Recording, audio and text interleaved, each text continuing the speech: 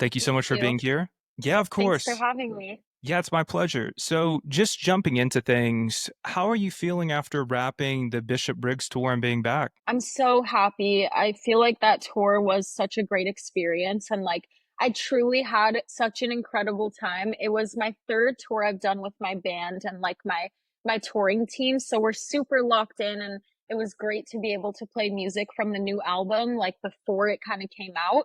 So it was just a really good experience and I love Bishop. She was so sweet. Her team was great and I had a great time. Great. And so, going into your music directly too. So, 911, that was essentially a defining moment in your career. And what did that breakthrough with that song mean to you specifically? Honestly, I'm really grateful, and I've even said this before. I'm very grateful that 911 was my blow up, like breakout song, because I know so many people who really don't connect with or like their biggest song. And I think that's like a super common thing in the industry. But I actually love 911, and I wrote 911 at a time where I was in a really, really abusive, for lack of like, honestly, it's just what it was, a really abusive relationship. And like, that song has connected with so many people who have been going through similar things. And I think that's a really beautiful thing. Like, even now, I'll go on tour and somebody will come up to me and tell me, like, oh my God, I found 911. And when I found you, I was in this horrible relationship. And like, your music really helped me through that specific time. And, that's the stuff that I was going through when I made that song. So I'm really happy 911 was the breakthrough. I love playing it live. It's fun to sing. I think it is a good song. Like, I definitely have songs that I think are not as great as 911. So I'm happy. Great. Okay. So, kind of going into your current creative journey, then speaking to Pretty Evil specifically. So, your new album, Pretty Evil, feels deeply personal. It feels very raw. Could you share the inspiration and just the general emotional journey you went through behind this project? Thank you so much. Yeah, I definitely can. This project has been like 4 years in the making, really 1 year in the making, but truly four because my debut album came out in 2021. And in that time until now, like just so much has happened in my life. You go from being a 21-year-old to a 25-year-old, and like so much growth and literal brain development happens in those years. And honestly, the real true start of Pretty Evil was at sort of the beginning of 2024. But I had been scrapping things and thinking, like, oh, I'm going to make an album in 2023 and in 2022 and starting projects. And then just being like, this is not it. Like, this is not the sound I want. I don't feel inspired. So Pretty Evil was really the start of me finally feeling like I found my like sonic voice again and my artistic touch again. And that's why I feel like once it started, it kind of just snowballed and it happened really fast and we made it super fast.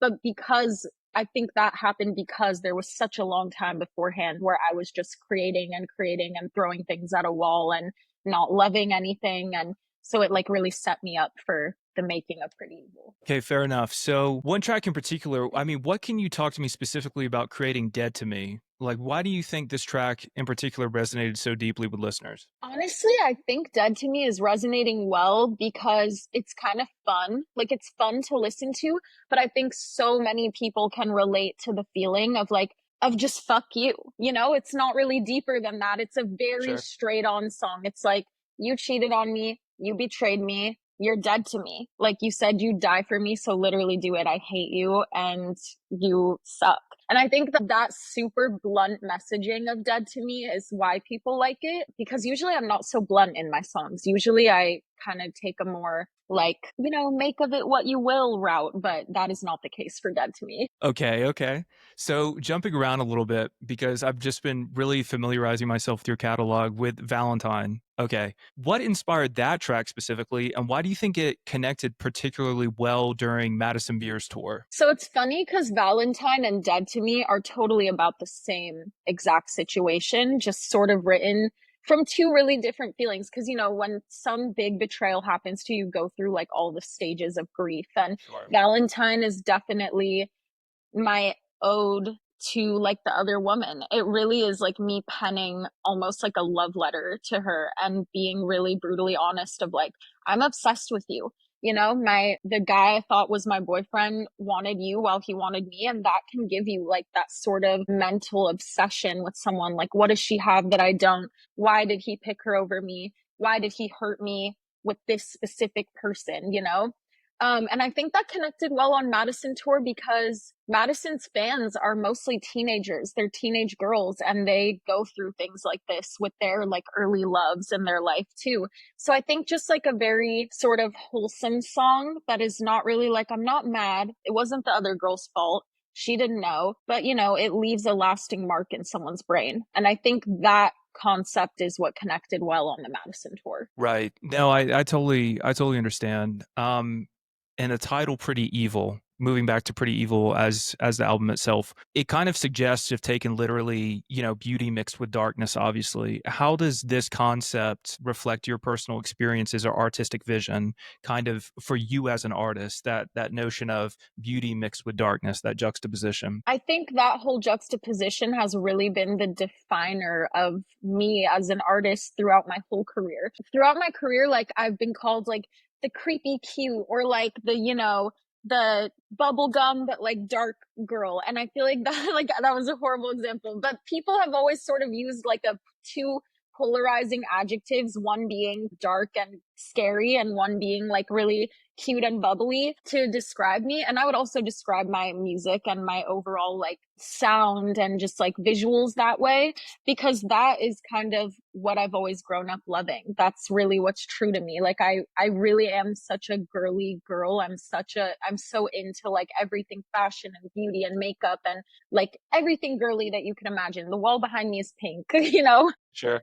but at the same time, I have always loved like so many horror influences, so many like, I don't know, things that kind of keep me in both worlds. And I feel like Pretty Evil is named that because I wanted to do something like sort of polarizing, like the two halves of a whole. Because even what the album is about, like the relationship of it all, that is a polarizing thing itself too. It's like it's either amazing and it's the best thing in the world and you're in love, or it's like wow, we're doing crazy shit to each other. Am I allowed to cuss? Yeah, of course. Okay. I'm like, wow, we're doing crazy shit to each other and like everything is horrible. And I feel like that's a common thing in like very toxic relationships. So I wanted everything to sort of feel like the overall aesthetic of Ellise as an artist, but while also feeling like a little bit more mature and elevated and like just like more grown up, you know? Of course. Okay, so that's a really good segue because you're describing the nuances of Elise effectively. So you've previously mentioned reclaiming your creative voice amidst industry pressures. Could you elaborate on the specific pressures you faced and how you overcame those pressures? For sure. I When I dropped my debut album, I was like signed to a label. I had a very a very well-known management company behind me, and I really didn't feel like I had anyone in my corner. No, not going to name names or anything, but it Mhm. just felt like I was this young girl, and this is like tale as old as time in the music industry. I'm not, the one person who's experienced this, and almost all of my friends have experienced something similar where you're young, you're naive, you don't really know anything, and then all of a sudden you have a song doing really well and people are like ready to pounce on that. They're Mhm. waiting in the wings to get in there and get their hands in there. And some people get lucky and it's good people that get their hands in there and you build this amazing team, but a lot of people don't get that lucky, and next thing you know you're like behind bars with your record label and everything is kind of out of your hands. And so that's pretty much what happened to me. And things got really, really overwhelming really fast. I felt like I was on this huge learning curve that I just like couldn't keep up with. And I didn't feel like anybody was really explaining anything correctly to me. And I just felt very in the dark a lot of the time. And that ended up really affecting my mental health and affecting me creatively. I think that's a big part of the reason that I was so uninspired to create for so long, was because I was just like, what's the point of any of this? Like the curtain really got pulled. I really saw like what it is to be on the business side of the music industry. And it's not the nicest place. So that was a big realization for me. Of course, no, it is not. I mean, personally, I've heard so many stories over the years that just have really resonated with me about the trials, tribulations that people have gone through, because everybody who is simply a fan of the music they're consuming, they never see, the very destructive mechanisms behind the scenes in various creative industries. Yeah, it's So, very true. yeah, Like so I, who knows what we don't know about, other industries that we're fans of. Like I know nothing really about the movie industry. I'm sure there's so much crazy nuance and corruptedness in that industry too that we just, or at least I just have no clue about. So I guess it's similar with music. No, I totally agree. And that's also an interesting point that you make because was there ever a time because, you're navigating the ups and downs. So with Pretty Evil, you're navigating the ups and downs. Was there ever a time where you doubted your direction that you were taking on that album? And if so, how did you overcome it? Like what was that moment that you decided to really double down? Honestly, once I started making the songs that I knew were for this album, Pretty Evil, Mhm. I didn't really doubt the direction. It was like some sort of magic happened. Like, I feel like every creative can kind of relate to this. There are times where you're like, everything I'm making is great. I'm on a roll. Like, everything is just kind of spewing out of me right now, and I really like it all. And then there's like lulls where you're like, I don't love what I'm making. I'm not really like inspired. Like, you can just tell when you're not performing at your best. And I feel like you can't really control when those eras of, You tell me it. Yeah. Okay, so speaking to authenticity, because I think a lot of people are, everyone has this general idea of I'm the most authentic in any creative industry. They want 100% authenticity, but there's times where you say to yourself, how do I balance that amidst commercial expectations? Just the general expectation that you have commercially. How do you do that? How do you balance the authenticity in your work and the commercial expectations you may have as you're working through a project? Honestly, I try to be just so completely true to myself at this point. I think there's definitely an element of like you want to make stuff that you think will get views and do well and, like not flop on social media.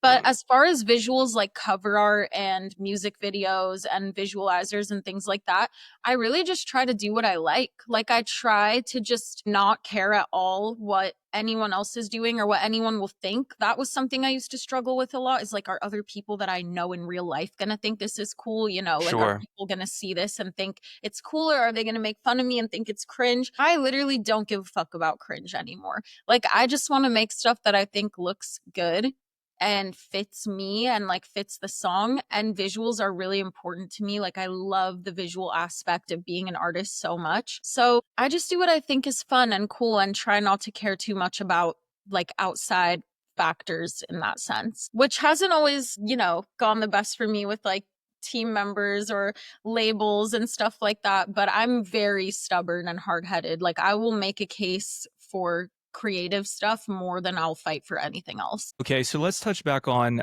your artistic identity then, because you mentioned earlier, your visual and sonic brand having that juxtaposition. Some people have said, similar to the bubblegum and dark combo, they've said, oh, excuse me, pink, heart shaped, and haunted. So I'm kind of yeah, so just a lot of different things that I found in relation to that. But what are some of the specific influences, maybe if we can go into those movies, maybe music you grew up with? What are your artistic influences essentially? Growing up, I would say my biggest musical influences, like I remember finding Nirvana when I was like 12 and just being like, "Oh my God, I can't believe this. Like I love this band." And kind of like the these like grunge rock. I really liked like Red Hot Chili Peppers growing up and those like sort of bands, Deftones, I was really into and I'm still into, but just early influences. And then when the sort of like Tumblr girl era came around, I was prime age for that. I was like 13, 14 at the time. And, like Melanie Martinez came out and Marina and the Diamonds came out and The Neighborhood and Lord and Arctic Monkeys were maybe a little bit prior, but that was kind of when I found all that music. And I was just so obsessed with this scene of like this darker pop. Like I was like, it feels like pop music, but it's so much cooler. And I got really obsessed with that as a young teenager. But as far as like other music or other influences outside of music, I also just grew up loving horror as a genre. I was really into like Stephen King books, James Patterson books. I loved like every Tim Burton movie. And so I think a lot of that also influenced my musical sound a lot. I attribute a lot of my songwriting to reading, to growing up being like a really big reader. And mostly what I read was like mystery and thriller and things like that. So definitely, I think it all goes hand in hand in my brain somewhere. Speaking to that, do you have a specific Tim Burton film or a specific Stephen King book that is your favorite? Because I would just like to hear more about that. That's super interesting to me. I think, like, just for classic vibes, Stephen King, maybe Cujo, just because. Like such a like I read that. That was maybe the first Stephen King book I ever read, and I was just like, hell yeah, Of like course. this is my guy. Tim Burton. Oh my god, what's my favorite Tim Burton movie? I'm gonna look like a fake fan because I suck at thinking of things on the spot and That's say one okay. that's like not even my favorite. I love Sweeney Todd. I love anything with Helena Bonham Carter in it. Like Yeah. she's my diva and my icon. So yeah, I don't know. I love a lot of Tim Burton movies. No, of course. No, I put on the spot, I would have the exact same reaction. And it So makes you look so fake, you know, because you're like, I swear I know other things, but it's just hard. it's okay. Everybody knows the truth. I mean, from an artistic perspective, I think people understand like the vibe you're actually putting out via your music. And so there's nothing more authentic than that, like what you actually create. So speaking to that some more, you've shifted to songs and kind of going back into the catalog a little bit, what we were discussing earlier. You've shifted from songs, as you mentioned, about heartbreak to embracing what I would describe as a more kind of empowered, even villainous persona. Could you just talk about this evolution, just reflecting on your growth? Because maybe that speaks to your growth as an artist, but it also could speak to your growth as a person and kind of who you've become over the years. I'd love to hear more about that. Yeah, definitely. I think if anything, it's more about the personal life growth and that sort of like you're right, like kind of merges with the artist growth and makes the songs have more of that attitude. And I definitely was intentional with that. Like I wanted to have a sort of more like villainous, more just like I'm not going to be the one that is getting stepped on because Sure. that's kind of how I felt in my life with everything we were talking about with like the music industry and what I was going through there at that time. Sorry, by the way, I have like a skylight and it makes this weird like beam of light. I'm trying to like not be in it. Maybe it's cool. Maybe it adds to the aesthetic. Like there's like an angelic aesthetic, which is Aura kind of cool. just around Exactly. me. Yeah, just roll with it. I'm like, oh my god, that's so crazy. This is never there. Like, what is that? But yeah, I think just getting away from people who really were just not serving my life at all and were making me so depressed and also my own behaviors that were making me feel that way and kind of just forcing myself to grow up and be like, dude, you're in this. Like this industry is a dog eat dog world. Like Mhm. nobody at the end of the day, no one's gonna have your back if you don't have your own back. And I was getting to such a point of self-hatred and just hating my life that I didn't have my own back. I wasn't making a case for myself in any situation. I was kind of just letting things happen to me, you Sure. know? So I think taking back even more so than finding new people to put in my life that were healthier people and people that I love, more so than that, it was also just like loving myself and learning to kind of overcome these really self-destructive behaviors that I had had as my coping mechanisms like all through my life. And I still have some of them. I'm not like some healed amazing like, you know, person now, but I Of course. definitely think a big part of the reason that the album feels that way is because I made that change like for myself as a human. That's sensible. So speaking to that vulnerability, because that's really what you're articulating is that emotional vulnerability. Do you find, in the course of these intense emotions, that songwriting is therapeutic for you? Just that creative process in general? Absolutely. Yeah. I think there's like two ways that I write songs. And one of them is the way that I wrote Valentine, where when I wrote Valentine, it was very fresh. Like I had truly just found out about that whole situation, about the betrayal and everything. And I wrote that like fresh off the heels of that while it's still in Mhm. my mind. And I think songs like Valentine, you can kind of only write in the heat of the moment like that. But then there's other times where I actually usually like to let things in my life sit. I like to process them and I like to be over them before I write about them because by the time I'm writing about them, it kind of just feels like, okay, this is just something that I've already processed. And now I'm sort of telling the story of it as if it's in the past tense for me. Whereas when I write things really fresh like Valentine, it can be therapeutic, but it also can sometimes be almost like more. I don't want to say triggering, that's not the right word, but Sure. almost like it just re brings up the feelings, it resurfaces them, and it makes me think about them more. So I don't know. I don't know if therapeutic is the right word unless I'm waiting until everything, I'm already over everything and I'm kind of doing it as like an ode to the past. Okay, that's interesting. Let me touch on that some more. So, how do you manage that vulnerability that comes with performing, as you said, these deeply personal songs that bring up these emotions and these feelings? How do you manage that live, the vulnerability as you're performing them live? Especially a song like Valentine. I play Valentine acoustic, and a lot of the nights, if the stage permits it, I sit on the edge of the stage and just sing it, and my guitarist just plays,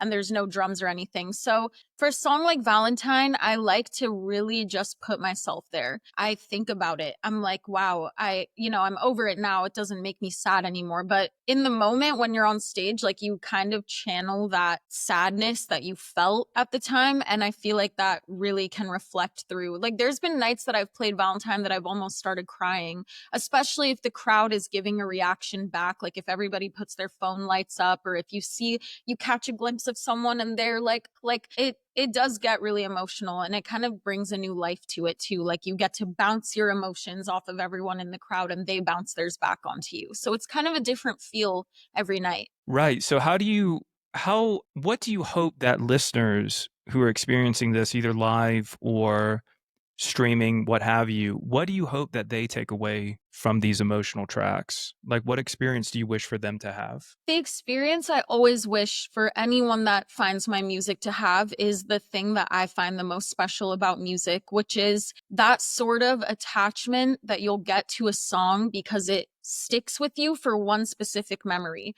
When you Right. find that one song and you're like, this is the song I listened to in my December era when I was going through my breakup, and this was like the song that helped me through it. Or this is the song I found that one night that I was, doing this, and that really sticks with you. And then every time you hear that song, you kind of think back, and it holds like a little shelf in your arsenal of songs that you love for a specific reason. So whenever people find my music and they're like, this was my anthem for like this specific emotional thing I went through, that always is what makes me the happiest. Yeah, this I love because this is one thing that I wish actually more artists realize that their music are effectively the soundtracks of various people's lives. Like the music that you and I grew up with, we can remember exactly where we were when we listened to this song for the first time, what have you, be it at the mall or whatever circumstance. But basically, I wish more artists understood how powerful that is because you're literally shaping someone's basically, let's say, even their teenage, adolescent, young adult years all the way through each era in your artistry. So I just think that's really interesting that you mentioned that. It's really cool. I love the way you put it. Soundtrack to someone's life. You're Yeah. absolutely right. And everyone is going to find it at different times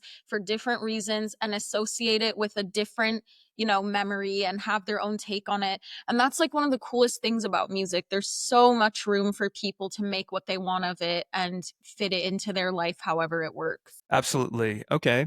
So let's run it back a little bit. Pretty Evil. What was your most memorable or surprising moment while recording Pretty Evil, if there was one in particular? Honestly, like I've so many good moments from making it, from recording it, like specifically singing vocals. I think Leech was by far the most fun one to record, so it sticks out in my brain the most. I love just like a belt, like a big belty anthem chorus. So Leech was super fun to record, and like just getting the vocals perfectly distorted and adding all the layers. It was really fun. And there's also a lot of backgrounds in Leech that you can't hear super well, but they are just like my favorite harmonies and favorite backgrounds. Cherry on Top was also similar. I loved recording Cherry on Top. And Cherry on Top also has weird, like dissonant harmonies that were inspired by like Deftones type of harmonies and are different than like the typical ones I usually do. So I would say Cherry on Top and Leech, very fun to sing and record. Very fun to play live also. Very cool. Okay, so speaking to playing live and speaking to your tour, Bishop Briggs and Madison Beer, did any particular moment stand out to you? So many. Oh my God. Touring is like my favorite thing in the world, but also simultaneously so exhausting. But you're like Sure. having so much fun and adrenaline that you don't even realize how exhausted you are until you get home. And then you're like, holy shit. But I'd say on Madison tour, well, that tour was honestly just full of firsts for me. It was only my second tour and it was huge venues, like for any compared to anything I had ever played. It's massive venues. I got to meet so many cool fans. I got to see how hard Madison's fans ride for her. And that was really, really cool to see. People were making me like bracelets and giving me gifts and writing me notes. And it was just really awesome. It was my first time ever taking a tour bus on tour. Yep. So that was cool. That tour was just like baby's first tour for me. So everything about it was really awesome. And then Bishop tour was also amazing. I think the main thing I took away from Bishop tour was, other than being like super in awe of her, she's such an incredible singer. It's actually so unreal. I loved hearing her sing every night. But I think it was really cool to get to play both of those tours and play for such super different demographics. Like Madison's tour and Bishop's tour had completely different audiences. I doubt there was barely any crossover at all in audience. And it was just interesting to get to like see how, different types of crowds are, how they react, what they like, what they don't like. For example, like I have a song called Dollface, and on Madison tour, I played Dollface every night, and people fucking loved it. Like there was a chant, and everyone knew it, and it was such a hit. I played Dollface the first night of Bishop tour. Crickets. We took it out of the set list immediately. We were like, this is not the crowd for that. So it's cool. You just kind of get to like test the waters and see different people, different age groups, and see what people like. Very cool. Okay, so that's interesting. So speaking to collaborations in that case, if you could collaborate with anyone right now, who would it be and why? I mean, I'd love to collaborate with Madison and Bishop. They're both great artists, so I'll Mhm. definitely include them in there since we're talking about them. Love both of their music also. Like they just make bops. But I think top collaboration artists I would love to work with. I love Lana Del Rey. Like that would Yeah. be, if like a fairy godmother came down and was like, you can collab with anyone you want on earth, I would literally be like, Lana, please. I also love Ariana Grande. She's my vocal queen, so maybe her as well. Okay, very cool. Is there anyone I wonder too, in the alternative space, it could be anybody really that you would also be interested in collaborating with? I wonder because you said Deftones, but I think that's very fair. I know Deftones has had, many moments over the years, but like I'm just curious if there's anybody else you'd like to see that maybe people would find surprising. I mean, I would love to collaborate or open on tour for Deftones. Yeah. Probably them. Like, I think Deftones is my number one, or maybe, yeah, definitely Deftones. I could see it. No, I know Chino, for example, he's done tons of collaborations over the years, just him. So I could totally see that in the future. Wow, that would be, let's manifest that. Yes, I'll definitely. die. I would love to see that. That would be so cool. So this is also a good time, I think, to speak to younger creatives because we've talked a lot about your emotional journey, your artistic journey. Given this journey of navigating, I would say I call it your independence and creative control. What advice would you offer younger creatives, kind of any creative field, striving to stay authentic to your voice or to their voice rather? What advice could you give them? I think the best advice I can give is, in any artistic field, there's going to be a lot of voices, a lot of noise, a lot of people telling you what they think is best. And, Mhm. when you're young and you're talented and you're an artist, you don't really necessarily have a good sense of like the industry you might be in. And the best thing you can do is trust your gut. Go with your gut feeling. If your gut is telling you something about someone, there's definitely a reason for that. And while other people's opinions are important, and it's also very important to have a trusted, few people that you can get honest opinions from so that you're not just surrounding yourself with yes men or, just going off your own ideas all the time. But at the end of the day, you have to put your own opinions first creatively. You're an artist because you know what decisions to make with your art. That's what makes you the artist. So I think that's my best advice. Just stay really true to yourself and don't let anybody's opinion overshadow your own. Take opinions, but always put what you know is true to yourself first. I think that's it. Yeah, that's definitely the message right there. Excellent. So heading into kind of the closing of this conversation, I have a few kind of rapid fire questions for you just on a personal level that I think people will find interesting. Do you have a number one, what's your favorite track from Pretty Evil if you had to choose just one? I know it's difficult. It switches all the time, but right now I'm going to say Dead Girl Dreaming. Okay. Do you have a favorite comfort food on tour? Oh my God, yes. And it's not a food, but it's Diet Dr. Pepper. It's every rider I've ever had, and it will forever stay. I love Diet Dr. Pepper. Song currently on repeat. Ooh, let me just tell you, I can't think of things off the top of my head, so I'm going to Spotify. I've had Nymph by Brooke Candy on repeat, Okay. October by Lil Peep, Run Your Mouth by the Marias, Risk by Deftones. Those are my most played for right now. Dope. Okay. Very cool. And finally, what's your dream tour destination? Dream tour destination, Italy. Anywhere in Italy, I'll take it. It's a good excuse to have excellent food too. Beautiful but excellent Exactly. food, yeah. Yeah. Well, this really brings us to the end of the interview, and I have to ask you, what are your upcoming projects, shows, anything that anybody should check out? Should they be looking forward to? Well, they can look forward to the Pretty Evil tour. It's coming in August. It's running from July 1st through August 24th. It's going to Okay. be a summer tour, and they can look out for a lot of new music this year. The album is not the last music of the year I'll be dropping, so yeah, there will be a lot more surprises as the year goes on. Okay, excellent. Well, Elise, thank you so much for being here, and I appreciate you taking the time, and I'm looking forward to it as well. Thank you so much. Thanks for having me. It was awesome. Of course.